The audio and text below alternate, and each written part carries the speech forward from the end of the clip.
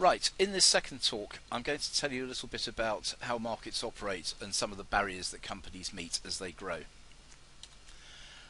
This slide is fairly complex. It's kind of based a lot on the work of a guy called Geoffrey Moore, who wrote a couple of books in the 90s. He was a sort of marketing guru from California. He wrote two books. One's called Crossing the Chasm, which you can see here on the picture, and then the other one was called Inside the Tornado. The first book was really about why it was that companies that were innovative got stuck and couldn't get their products into the main market. And I think the reason that he came up with was that fundamentally you tend to sell to people who are like yourself. So if you're an innovator, once you've run out of innovators, you have to sort of make a different kind of pitch to people who control the main market, who are very much more conservative and who actually don't like to be exposed very much. And that actually led him to the sort of concept of what he called the tornado, which is the process by which a sort of innovative technology becomes mainstream. You know, how the IBM PC architecture became dominant, or how Microsoft as an operating system won in the marketplace. And he says that psychologically that's because the people who make the decisions in the early majority are kind of, you know, they're IT directors. They're like clever sheep. You know, they all want to make the same decision. They all want to do it at the same time, and they want to get the change over as quickly as possible so that they don't feel exposed, because their careers depend on giving the right advice.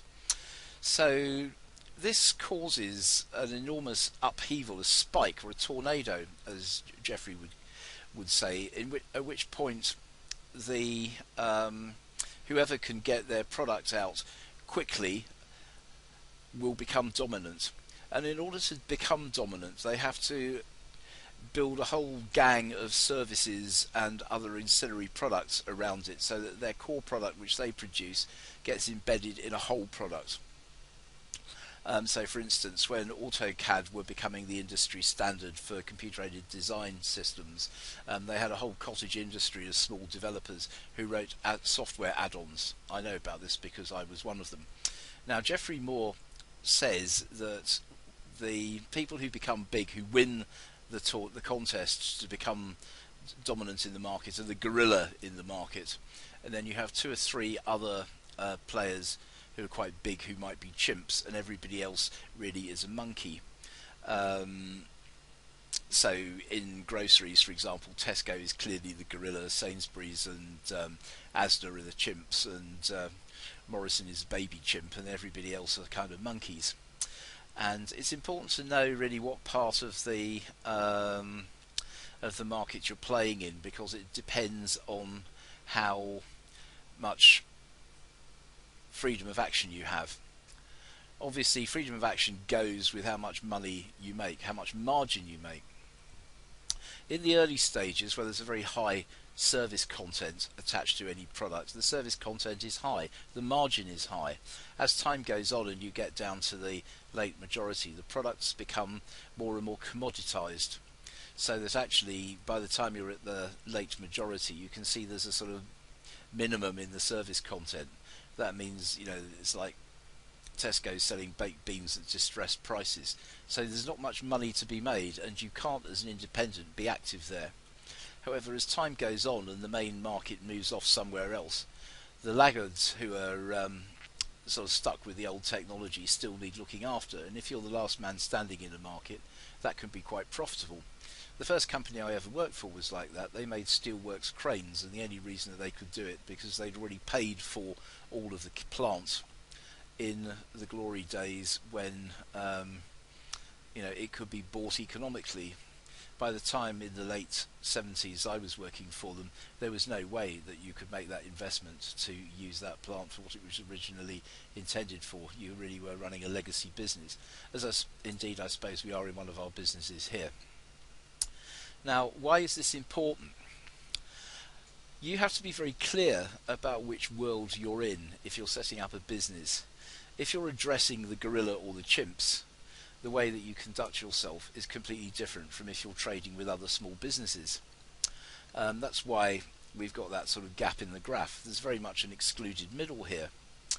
What we find is that in the gorilla's world, you're dealing very much with systematized purchase. They tend to basically drive cost out of the supply chain, and that means that the suppliers have to dance to their tune. They have to be really organized to get in there. The hurdles get higher, your face has to fit, the money gets less, and the industry progressively consolidates. And this is something that we really suffer a bit from quite a lot in many industries, that you've got this kind of excluded middle, and the supply chains become overly lean. I mean, Rolls-Royce, I know from talking to some of their buyers, have a real problem in this area. In the monkeys world, if you set up a business to trade with other small businesses, life is a bit more forgiving. People are more collaborative. Being known for what you do, though, is always critical. Having a clear story and being able to deliver is always important at either end of the market. But particularly if you're dealing with other people, being supportive, being collaborative is what makes them like you. And actually, people say there's no room for sentiment in business, but that's nonsense. If it were true, then salespeople wouldn't be the highest paid people in any business. Now, just as finally, the little graph at the top right makes a real point. You've probably heard the expression, second place is first loser. Well, that really demonstrates that. Once a gorilla has got established in a niche, nobody else can touch him. You see, the distribution of market share follows that big graph, that big curve that goes down the middle. It's following what's called a power law. So the top company usually has about twice the market share of the second player, 3 times the market share of the third one, and so on down the track. Now, you would have thought that being third place in a sort of fairly big and growing market would be a good place to be, but you can see from that picture that actually you're miles behind, and the only way you can ever really break out of that is to wait for a new technology to come along, or identify a new niche that you can dominate. There's a sort of saying in marketing that it doesn't matter what you dominate as long as you dominate something, and that's really what this is showing you. Now, you then of course have 2 business strategies. If you're dealing with a large organisation gets efficient by cutting costs. It applies technology to improve its processes, and it applies purchasing power to suppliers. In other words, it squeezes them. Ask anybody who supplies the supermarkets.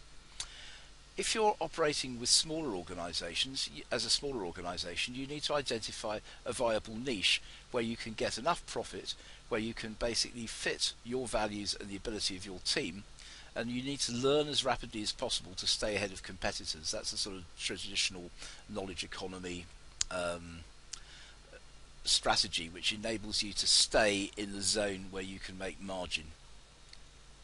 And I think it's very important to understand whether you're going to be dealing with, if you set up a business which is going to grow, whether you're going to be dealing with the large organisations, or whether you're going to deal with other small organisations, or you're going to supply large organisations as a specialist. It makes a real difference to the way you go about things.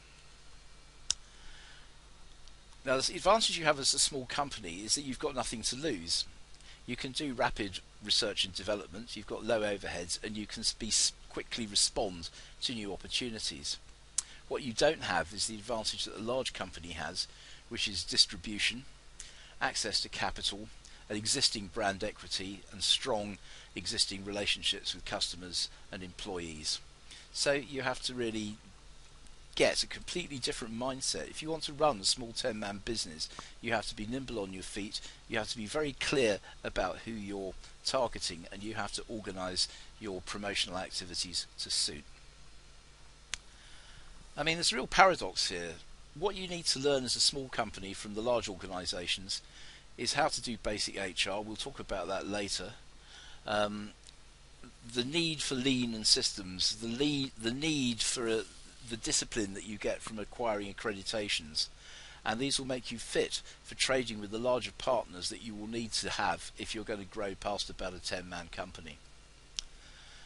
What's the advantage that you have over a larger organisation is that you can motivate and engage your staff by example. Your staff will routinely go the extra mile if you lead from the front, and you will probably be used to doing that. You also have the ability that you can be totally focused on the customer. You don't have to have all those endless meetings which are the thief of time for management in large organisations. You should be focusing on new product development and managing the performance of the business as the basis of the brand. Our business is successful because my fellow director spent a lot of time getting the processes right so that we can deliver an experience that the customer enjoys. And the things that you basically need to get on board are these at the bottom. They're coming from Peter Senge's learning organisation approach in the fifth discipline, which is about personal mastery. You know, you have to want to get it right. You as the leader have to demonstrate that. You have to create a shared vision and a mental model that the team buy into so that they can learn as a team, and you have to get systems thinking in place. You've got to marry people and technology to really create a powerful operation. That's your challenge. Now the growth path, which many people don't realise, looks a bit like this. And that you have, you know, we kind of think the businesses will grow organically, but they don't. You have discontinuities. You have various sort of jumps. It's quantized, you know, you have to basically get the structures in place to enable you to go to the next level. We have a thing called, which I call the sort of dawn of formality, which comes around sort of 4 or 5 people, where you actually start to have systems. Then in order to get from 10 to 20, you have a really big jump. You have to have a management team. You can't do it on your own. We'll talk more about why that is later on. But you need to get, you know, growth companies tend to be planned from the outset. They'll maybe have a management team of 3 or 4 people, and then they've got the nucleus which will enable them to build up to that next jump at about 60, 70 employees, where you then have to really sort of, to get over that next thing, you have to build a middle management, you have to build a platform which is scalable, and at that point you've got the opportunity to get some cash out. You can basically, you know, you may get bought by a larger competitor, and that's actually the strategy of lots of companies from the word go, is to do that. The things that get in the way, that hold people back, are when the founder can no longer sell enough himself. This is a major issue, because you have to get salespeople and you have to learn how to manage them. You know, the one thing that I will say at this point, because we'll talk more about this later, is that your idea of what salesman is not accurate. We tend to think of people being affable, you know, who've got suits and ties and they go out and they charm people into buying things. The trouble is, those people actually don't perform, because very often their need to be liked is greater than their need to get things done. You need to find somebody who's prepared to focus and is quite driven and is quite introspective often. You know, it's often said that the sort of favourite pastime of the top salesman is fishing, and you know, it's very important to get over that barrier. Changing premises is a real barrier. It's incredibly disruptive. I've done that 2 or 3 times, and it really makes you know, there's a big job to get over that. But conversely, the hallmark of a company that is successful is it has actually successfully managed to move premises. Other barriers where more people need to be taken on, when the product range needs reinventing, when the business processes and systems need upgrading, and when the business needs to start trading with larger partners. These are all sort of milestones on that sort of growth chart I've just showed you. If you want to get past 10 employees, the key thing is formality. You have to be consistent, you have to have regular meetings, you have to monitor what makes a difference, you have to agree what you need to achieve next, formal minutes, document it, get the training established, build it into the business plan, monitor whether what you did was any good. But basically measure things that matter. This thing that I've you know, monitor what makes a difference, number of weeks on the chart. That's something that happened to me when I was running a IT company, and we always had these jobs that the technicians never managed to finish because there was always some other thing that was more important. And eventually I hit on the idea that in order to get those off the list, I would just basically put how many weeks has this item been on the list. And as soon as I did that, you know, when things get up to 25 or 26 or 27 weeks, it gets so bloody embarrassing that they sort it out. Now these are the kind of issues that you're going to meet with as you grow.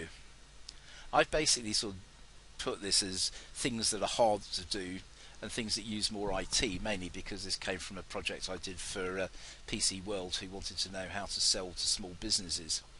But you can see that actually trading with large organisations is really quite tricky. You've got to completely conform to their way of doing things, and that's increasingly means fitting into their e-procurement system.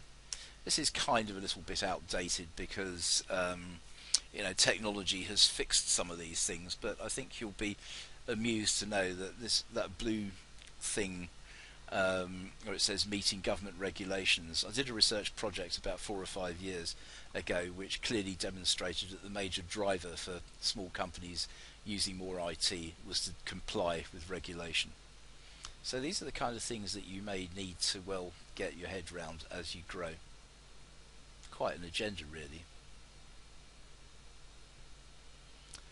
I think the thing that you have to understand is scalability. Once you get past the people barrier, where you've actually got a small, you've got a management team of 3 or 4 people, about 20 people.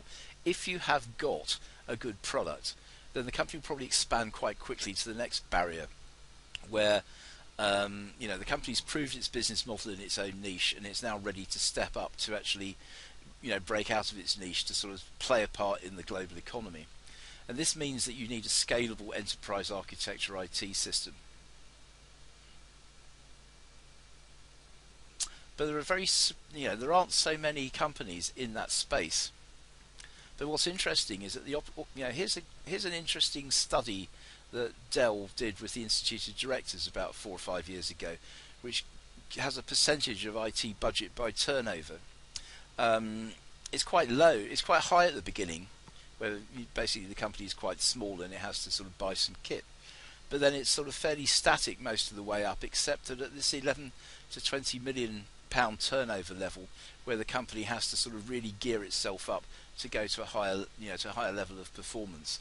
That's where the IT spend peaks again. So you might just need to be aware that that whole thing of getting through that 11 to 20 million pound turnover, 50 employee barrier is going to be a sort of major upheaval, and you might need to start planning for that. I think there's some unexpected growth barriers, and that's the increasing drag of people in the business above about 11.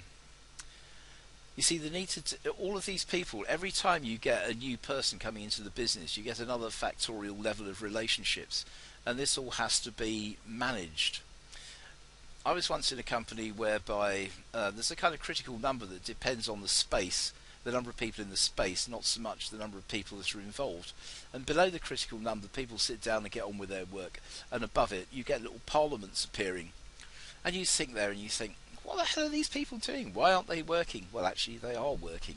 They have to deal with all of these issues that come up. They have to sort them out, and this means that you have to have more than one person engaged in running the business once it gets above 12, 13 people, because otherwise the dealing with all these relationships and issues just eats strategic time, and you're swimming in treacle, you stagnate, it's misery. So you have to really understand that this is going to happen and plan to deal with it. One way of dealing with it is never to go above 10 people, and lots of companies do that. But you may wish to consider that if you're going to build a substantial organisation, and you need to be aware that this is in the future.